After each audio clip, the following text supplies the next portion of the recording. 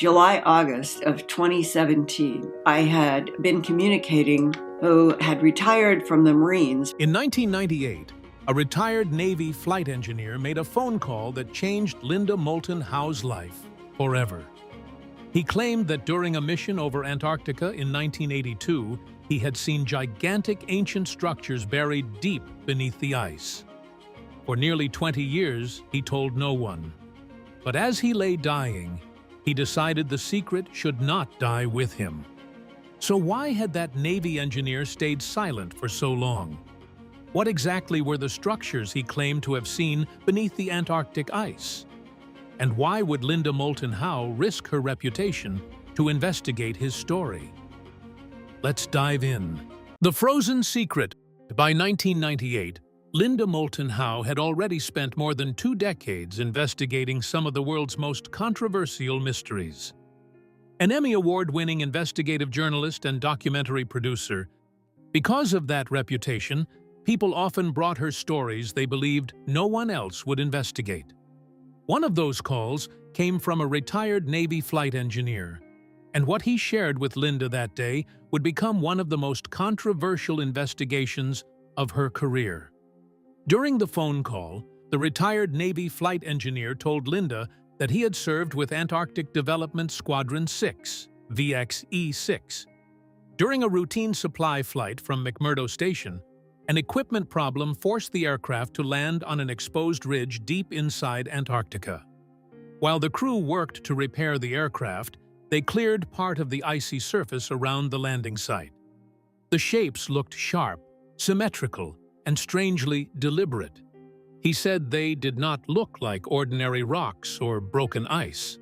For nearly 20 years, he kept that memory to himself. But as his life neared its end, he decided the secret should not die with him. Linda listened without interrupting. Then, his story took an even stranger turn. The engineer said that before he could move closer to the strange structures, the crew received an unexpected radio order to return to McMurdo Station immediately. No explanation was given. Intelligence officers were already waiting. Each crew member was separated. Every crew member signed additional non-disclosure agreements. Then came one final instruction. This never happened. The engineer obeyed that order and kept the secret hidden for nearly 2 decades. Even then, Linda did not rush to tell the world.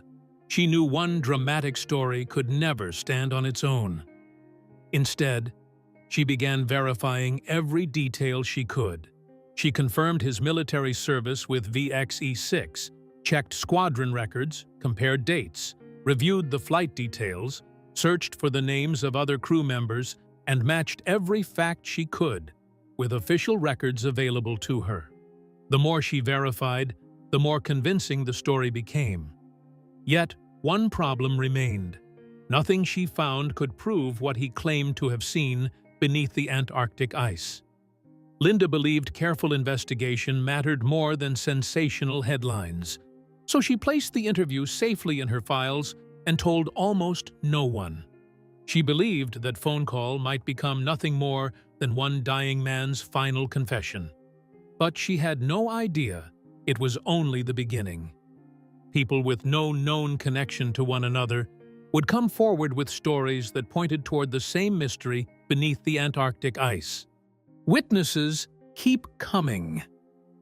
The most surprising part was that the Navy engineer's story did not remain an isolated account. Over the following years, Linda Moulton Howe began receiving more phone calls from people who claimed they had witnessed unusual events in Antarctica. Yet many of their stories pointed toward the same frozen continent. Linda listened carefully because she knew that if independent witnesses kept describing similar events, it could no longer be dismissed as a single man's memory. A pattern was beginning to emerge. One of the first calls came from a geophysicist at a major U.S. research university. During an Antarctic survey, he used ice-penetrating radar, expecting to see normal layers beneath the ice, with strangely regular shapes. When he reported the discovery, he said the radar data was classified within hours, and his research team was reassigned. He never saw the data again. Then another witness added a completely different piece. A Navy Seabee claimed he had worked on a classified drilling operation far from any public research station.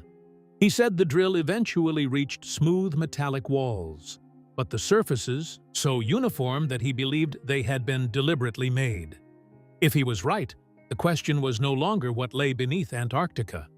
It was the one who had built it. Then came another story. A scientist from Argentina's Esperanza base told Linda that researchers had recovered unusual objects from ice cores estimated to be more than 12,000 years old. According to her, military personnel collected every object before scientists could fully examine them. She kept a private journal documenting the discoveries. One day, it disappeared without explanation. After that, she stopped asking questions. The stories continued. An Antarctic pilot described a large no-fly zone that never appeared on public maps. Civilian aircraft avoided the area, while military flights required special clearance. When he once asked a senior officer what was there, he received only 2 words: sensitive research. Nothing more. By now, Linda had collected accounts from military personnel, scientists, pilots, and researchers. Some details were different, others were remarkably similar, but one problem remained. She still had stories, not proof. Every witness added another piece of the puzzle, yet the picture itself remained hidden beneath miles of Antarctic ice. Then one final testimony arrived, and unlike the others, it claimed to describe exactly what was hidden there. Hidden ancient structures. In 2016, Linda Moulton Howe received a message that caught her full attention. She later said this person became one of the most credible sources she had ever interviewed. The man was a retired NORAD officer and stated that he had taken part in an Antarctic operation during the early 2000s. Linda never revealed his name because she wanted to protect his identity. She said he had received classified briefings and had seen information that never appeared in public records. His story did not sound like the others. Instead, it seemed to connect many separate accounts into one larger picture. Linda listened carefully because she believed every detail deserved careful attention before anyone reached a conclusion. The investigation suddenly felt larger than she had imagined, and every new sentence seemed to carry the weight of many years. According to the retired officer, the most important location lay beneath the West Antarctic ice sheet. He claimed there were artificial structures approximately 2 miles beneath the ice. He said they did not look like natural rock formations. He believed they had been built with planning and purpose. He also claimed those structures were older than the ice covering them today. His briefing suggested they were even older than the last ice age. According to his account, the estimated age of the structures reached more than 12,000 years. Linda treated these statements as reported testimony, not proven fact. She knew such claims needed careful examination before anyone accepted them as true. The story continued to grow, and the next part reached much further back into history. The retired officer also spoke about Operation High Jump. He said the first reports of unusual discoveries dated back to the massive Antarctic expedition of 1946 to 1947. Officially, it was described as a training exercise. The retired officer believed that such a large operation suggested another purpose. The retired officer believed that such a large operation suggested another purpose beyond normal training. He also claimed that seismic surveys found unusual underground anomalies that people could not easily explain. According to his account, the expedition was expected to last much longer, but ended earlier than planned. He also pointed to Admiral Richard Byrd's later public comments, which many people have debated for years. Linda carefully added these details to her growing collection because they appeared in the witness's testimony and connected with earlier accounts she had already gathered. The retired officer then made another serious claim. He believed recovery operations continued long after Operation High Jump ended. Linda understood that these were still allegations from one source, not confirmed facts. Even so, she could no longer ignore how closely this testimony matched many earlier accounts. Finding buried structures would already challenge history. But according to later witnesses, discovering them was only the beginning. And the next accounts described places that few people could even imagine entering. Buried silent evidence. One account stayed in Linda Moulton Howe's mind for years because it described something unlike anything she had heard before. He said he had worked as a contractor during a classified drilling operation in 2003. He waited until he became terminally ill before sharing his account. He told Linda he could no longer carry the memory alone. According to his testimony, his team drilled through the Antarctic ice to reach what they had been told was a geological anomaly. He stepped onto a platform and slowly descended through a deep ice shaft. Bright daylight slowly disappeared above him. Thick walls of blue and white ice surrounded him on every side. The cold felt sharp, and every sound echoed through the narrow space. Then, according to his account, what he saw next was unlike anything he expected. The ice ended without warning. Smooth surfaces appeared where rough ice had been only moments before. He said they looked almost metallic and reflected the light from his helmet. The place did not feel like a natural cave to him. Every step pulled him deeper into something he had never imagined. The silence grew heavier, and every breath reminded him that he stood far below the frozen surface. He said the shaft opened into an enormous underground chamber. The space looked so large that his flashlight could not reach the far end. He noticed unusual markings covering parts of the walls. He described neat geometric symbols that looked carefully made instead of randomly formed.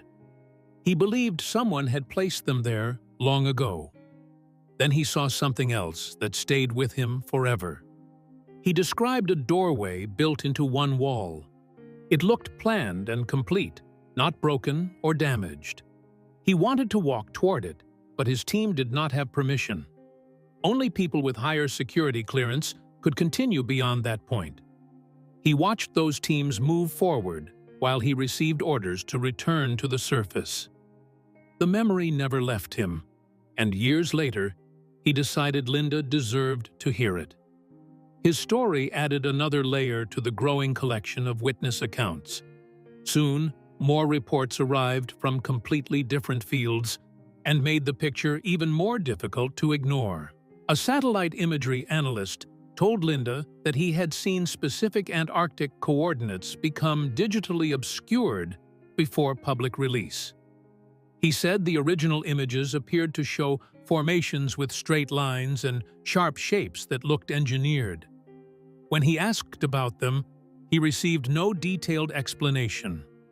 A materials scientist later described samples that he believed contained unusual alloys with properties he had never seen before. He said the materials did not match known records available to him. Then, a National Science Foundation logistics coordinator noticed equipment lists that seemed different from normal research work. Other witnesses also reported strange electromagnetic interference near certain locations. They said instruments stopped working correctly, compasses became unreliable, and radio communications failed without warning. Linda carefully recorded every account, but she continued treating them as reported testimony instead of proven fact. The stories did not end with what these witnesses claimed they had seen. What happened to many of the people who shared those stories became even more difficult to ignore. Silence growing louder. As the years passed, Linda Moulton Howe noticed something that affected her more than any document or interview. Her collection had grown to more than 15 testimonies. She had verified names whenever she could. Every folder on her desk represented a real person who believed their story mattered. Linda understood that these voices trusted her to protect what they had shared. That responsibility became heavier with every passing year. The investigation no longer felt like a search for answers alone. It became a promise that she believed she had to keep. A different chapter had quietly begun, and this one carried far more emotion than mystery. In 2019, the retired Navy flight engineer who first contacted Linda passed away. He was the man whose phone call had started everything. Linda later remembered his voice and the calm way he described what he believed he had seen in Antarctica. She knew nobody else could tell his story exactly as he had told it. His passing left an empty space that no document could ever fill. She realized that recorded interviews could preserve words, but they could never replace the people who spoke them. Time continued moving forward, and another painful loss soon followed. In 2022, the retired NORAD officer also passed away. Linda had described him as one of the most credible sources she had ever interviewed. His testimony had connected many separate accounts that she had collected over the years. Now his voice also became part of the past. Other witnesses were growing older as well. Some faced serious illnesses. Others struggled with fading memories. Linda understood that every delay increased the risk of losing another important account forever. She felt that the investigation had entered a race against time instead of a search for new information. Every day became more valuable than the day before. She believed that if she failed to preserve them, many years of interviews could disappear with the witnesses themselves. That thought stayed with her every day. Instead of slowing down, she worked even harder. She gathered old notes. She wanted future researchers to understand exactly where every testimony came from and how each account fit into the larger investigation. Linda believed preserving the testimonies was only half the battle. The real challenge would begin after she shared everything she had spent decades collecting. Nobody knew what would happen once those files became public. Questions still remain. After many years of collecting interviews, Linda Moulton Howe decided the investigation could not stay hidden any longer. During 2023 and 2024, she released parts of her work to the public. She shared testimony excerpts, reported coordinates, redacted documents, and satellite imagery connected to the accounts gathered over many years. Linda also explained where the information came from and why people should examine it for themselves. Rather than asking everyone to agree, she encouraged independent researchers to study the material and reach their own conclusions. She believed open examination mattered more than blind belief. Her work had finally reached the public, and the next chapter belonged to everyone willing to look at the evidence for themselves. Attention quickly spread beyond her longtime audience. Many people read the documents and compared the different witness accounts. Others looked at the reported coordinates and searched for more information. Some researchers asked for historical radar data connected to the areas mentioned in the investigation. The story continued to grow because people wanted to know whether any part of it could be independently confirmed. At the same time, many important questions still remained unanswered. The search for answers had now moved beyond one investigator and into the hands of many others. Another surprising detail soon became part of the discussion. Linda said she did not receive official statements directly answering the investigation. She also pointed to the absence of public rebuttals addressing the full collection of witness accounts. According to the reports she discussed, Several requests for historical radar information were denied. Those reports became another reason why the story continued to attract attention. A former Antarctic station worker also described restricted areas where, according to his account, people avoided certain places and did not ask certain questions. His statement added another voice to the growing collection of testimonies. Even so, none of these accounts settled the larger debate. They simply gave people more information to examine and discuss. The story had now reached a point where careful thinking mattered more than quick answers. Other parts remain witness testimony that independent researchers have not confirmed. That difference is important, because strong claims always need strong evidence. Antarctica itself also adds to the mystery. It remains one of the least explored places on Earth. That is one reason stories about the continent continue to capture people's attention year after year. Linda has always said that people should study the testimonies carefully instead of accepting or rejecting them without thought. Whether someone believes these accounts or doubts them completely, the discussion continues because many questions still remain open. One phone call in 1998 grew into decades of interviews, careful records, and voices that Linda believed deserved to be preserved. Some details may one day be confirmed. Others may never move beyond personal testimony. Many questions still have no clear answers. Antarctica continues to hold its mysteries behind miles of ice. That is why people around the world still follow this investigation.